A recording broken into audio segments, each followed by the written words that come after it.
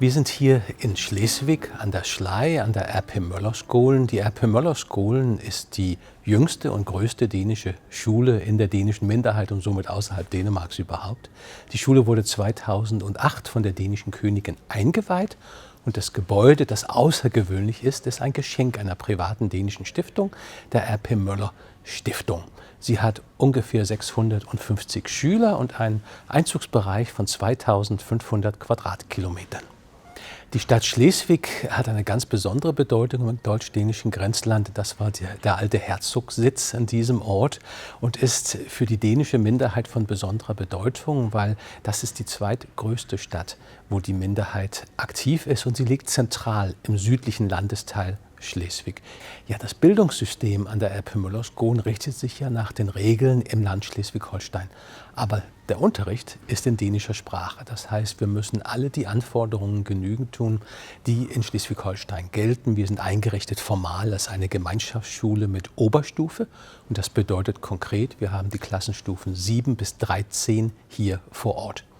Aber zugleich müssen wir die Anforderungen in Dänemark erzielen und erfüllen, weil es ist so, dass 2/3 unserer Abiturienten, die setzen ihren Bildungsweg in Dänemark fort. Das heißt, dort gehen sie auf eine Universität und deshalb müssen wir eben auch diese Anforderungen erfüllen. Der Unterricht in allen Fächern erfolgt auf Dänisch, außer im Fach Deutsch. Wenn die Schüler die R.P. Møller-Skolen verlassen, dann haben sie einen direkten Zugang für weiterführende Bildungswege in der Bundesrepublik Deutschland und in Dänemark. In Dänemark werden sie genauso behandelt wie ein Abiturient, eine Abiturientin von einem dänischen Gymnasium und in der Bundesrepublik Deutschland ebenso wie alle anderen, die in Schleswig-Holstein ein Abitur gemacht haben. Sozusagen ein Doppelabschluss mit doppelter Berechtigung. Und als Angehörige der dänischen Minderheit haben sie eben auch die Möglichkeit, beim Studium in Dänemark die dänische Ausbildungsförderung zu erhalten. Also eine finanzielle Förderung, ein Stipendium, das monatlich gewährleistet wird, damit diese jungen Leute dann auch tatsächlich erfolgreich ihr Studium durchführen können.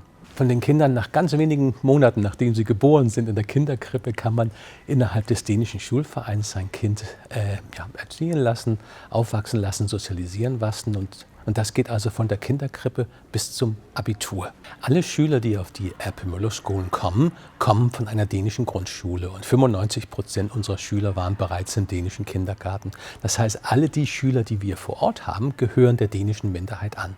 Um ein Kind auf eine dänische Minderheitenschule beschulen lassen zu können, unterschreiben die Eltern bei der Aufnahme, und das ist in der Regel in der 1. Klasse bzw. kurz vor dem Kita-Beginn, unterschreibt man einen Aufnahmeantrag und darin bestätigt man, dass man ein Bekenntnis zur dänischen Minderheit hat. Und das Bekenntnis zur Minderheit ist frei in Schleswig-Holstein und in Deutschland. Das bedeutet, es wird auch nicht kontrolliert. Es ist also eine Willenserklärung, eine Absichtserklärung. Wir gehören der dänischen Minderheit an und wir haben den Wunsch, dass unsere Kinder auch dänisch ausgebildet werden, dänisch sozialisiert werden. Und somit sind sie eben Angehörige der dänischen Minderheit in der Praxis. Der Grund, dass ich auf diese Schule gehe, ist, dass meine Eltern sehr gerne die dänische Kultur machten und auch ein Fan davon waren. Und dann sollte ich eigentlich auf einen deutschen Kindergarten kommen, aber da der besetzt war und da nicht mehr Platz frei war, da dachten meine Eltern einfach, ja, dann schicken wir sie halt in einen dänischen Kindergarten und so. So ist es eigentlich gekommen, dass ich jetzt schon 12 Jahre Schule und länger noch Kindergarten in diesem System war. Manche Leute fragen dann so, fühlst du dich 50% so und 50% so, aber ich würde, glaube ich, eher so sagen, dass man sich nicht 50% und nicht 50% Deutsch und nicht 50% Dänisch fühlt, sondern eher so 100% Deutsch und 100% Dänisch, dass man irgendwie so Schleswiger ist, sagen wir immer, so dass man halt in sich drinne halt irgendwie beides hat, so 100%.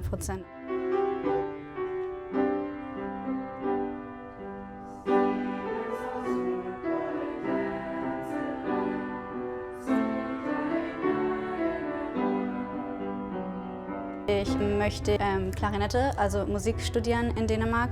Das ist natürlich nach Dänemark zu gehen, da man als dänischer Schüler ja natürlich auch Vorteile hat, denn wenn man die Sprache schon kann und man kriegt ja Unterstützung von dem Land. Und ja, ich möchte auch sehr gerne in Dänemark wohnen später.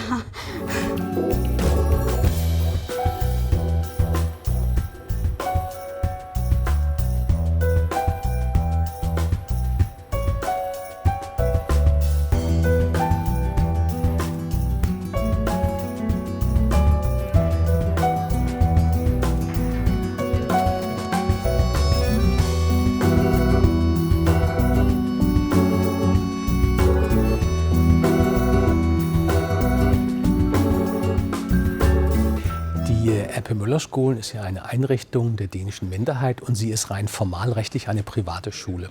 Allerdings funktioniert sie als öffentliche Schule für die dänische Minderheit. Es gibt für die Angehörigen der dänischen Minderheit keine Alternative als eben die dänischen Minderheitenschulen. Und um das finanziell zu ermöglichen, ist es benötigt, mit unterschiedlichen Finanzierungsmaßnahmen zu arbeiten. Die Schulen der dänischen Minderheit erhalten eine Förderung vom Land Schleswig-Holstein und das sind sogenannte Schülerkostensätze. Sie entsprechen den durchschnittlichen Kosten pro Schüler an einer öffentlichen Schule. Aber die durchschnittlichen Kosten an einer Minderheitenschule sind erheblich höher. Bis zu das Doppelte von dem, was an einer öffentlichen Schule so anfällt. Und das heißt, es ist der dänische Staat, der den fehlenden Betrag beiträgt. Und ohne die Förderung des dänischen Staates gäbe es keine dänischen Schulen in dem Umfang, wie wir es heute sehen, in der dänischen Minderheit in Südschleswig. Obwohl wir eine Privatschule sind, sind die Schulen der dänischen Minderheit keine Bezahlschulen. Dänische Schule heißt nicht nur Unterricht in dänischer Sprache, sondern heißt auch Vermittlung von dänischen Wertvorstellungen, von dänischen Mentalitäten, von Sprache und Kultur. Die dänischen Schulen sind das Alpha und Omega für die dänische Minderheit, weil hier erziehen wir nicht nur, bilden wir nicht nur aus, sondern wir erschaffen sozusagen auch die Minderheit immer wieder vom Neuen. Hier eignet man sich die Sprache an, hier eignet man sich das Wissen über die Minderheit an, aber eben auch alle die Kompetenzen, die notwendig sind, als Minderheitenbürger in einer offenen Gesellschaft zu funktionieren. Und nicht nur in einer Gesellschaft, sondern in zwei Gesellschaften. Denn wir müssen uns immer wieder beziehen, teils auf Deutschland und teils auf Dänemark. Insbesondere, weil der Bildungsweg und die individuelle Lebensperspektive von den meisten unserer Abschlussschülern liegt in Dänemark. Und da müssen sie eben genauso wie alle anderen in Dänemark auch die Möglichkeit haben, sich zu orientieren. Wir sind eine Schule in der dänischen Minderheit, die dadurch gekennzeichnet ist, dass das Zugehörigkeitsland, also der Kind-State, befindet sich unmittelbar auf der anderen Seite der Grenze. Und dadurch entsteht ein sehr enger Kontakt und Austausch. Wir haben zum Beispiel Kooperationen mit Gymnasien in Dänemark, mit Schüleraustausch. Das ist ganz wichtig, auch für das sprachliche Lernen und für die kulturelle Begegnung. Ein Projekt, das absolut Best Practice ist und auch auf andere Minderheiten in Europa zu übertragen ist das Projekt Schülerbotschafter. Schülerbotschafter ist ein Projekt, das der dänische Grenzverein 2005 initiierte und das heute 3 Minderheitenschulen umfasst. Hier haben wir dann ein Best-Practice-Projekt, wo die Schüler sich mit ihrer eigenen Identität, mit ihrem eigenen Minderheitsein, ihrer Zugehörigkeit, ihrer Wahlverwandtschaft und ihrer Identifizierung mit Minderheiten auseinandersetzen. Und das ganz Hervorragende ist, dass wir das jetzt über die Grenze auch mit jungen Menschen in der dänischen Minderheit in Deutschland und der deutschen Minderheit in Dänemark machen. Der Unterschied von dieser Schule zu einer gewöhnlichen Schule ist hier vor allem, dass das ein sehr großes Einzugsgebiet hat. Wir haben die Schüler wählen halt, an einer dänischen Minderheitsschule unterrichtet zu werden und kommen deswegen teilweise ganz von Kiel und also an. Dänischen Hagen ist, glaube ich, das südlichste, was wir haben. Das bedeutet, die Kinder sind tatsächlich sehr lange unterwegs mit dem Bus und müssen auch danach sehr lange wieder mit dem Bus weg. Das ist also wirklich eine Wahl. Dementsprechend sind sie auch anders motiviert, haben schon Lust, aber es ist natürlich schon eine Herausforderung an sich, den Unterricht zu verfolgen und dann nochmal, ich sage jetzt mal 1,5 bis 2 Stunden im Bus zu sitzen, um nach Hause zu kommen. Bedeutet, Hausaufgaben und so, das ist natürlich wie an jeder Schule zu machen, ist aber manchmal schwierig und man muss da auch ein bisschen, sag ich mal, berücksichtigen, dass sie einen sehr langen Weg haben.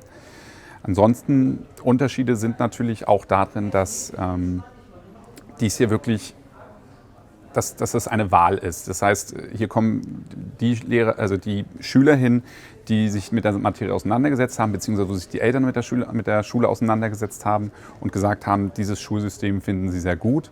Deswegen habe ich das Gefühl, die Unterstützung der Eltern ist etwas größer. Ja. Die Schüler kommen natürlich zu einer großen Prozentzahl aus deutschen Zuhause. Dementsprechend ist das für die häufig eben nicht die erste Sprache. Dadurch, dass der Unterricht komplett auf Dänisch verläuft, es sei denn, wir reden über eine Sprache wie jetzt eben Deutsch oder Englisch, ist das natürlich eine Herausforderung für sich an sich nochmal, dass sie halt auf einer anderen Sprache das machen müssen. Auch generell, dass die Unterrichtsstunden natürlich dadurch auch erhöht sind. Sie müssen noch eine zusätzliche Sprache machen. Deswegen haben sie deutlich mehr Unterricht, als jetzt zum Beispiel Schüler an einer deutschen Schule haben. Das sind Herausforderungen, mit denen die Schüler ganz gut zu kämpfen haben. Häufig sind es auch tatsächlich die Ersten in der Familie, die in der dänischen Schule sind. Dementsprechend kriegen sie auch keine Hilfe von zu Hause gestellt. Die Erpe-Möller-Skolen ist ja allerdings nicht nur eine Schule, sondern auch ein Kulturzentrum. Und als Kulturzentrum bedeutet es, dass hier vor Ort sehr viele kulturelle Veranstaltungen stattfinden, vor und nach Corona. Allerdings nach Corona ist es so, dass eine Vielzahl der öffentlichen Kulturveranstaltungen jetzt auch in die Minderheitenschule umgepflanzt werden, weil hier muss es stattfinden. Wir haben Raum, wir haben Platz und wir bieten das auch sehr gerne an, denn wir müssen ja zusammenhalten, egal ob man Minderheit oder Mehrheit ist in dieser außergewöhnlichen Situation. Und wir tragen unseres dazu bei und wir wissen, das wird auch wertgeschätzt. Und so hat die Covid-19-Krise eine positive Langzeitfolge, auch für das Zusammenleben zwischen Minderheit und Mehrheit hier in Schleswig.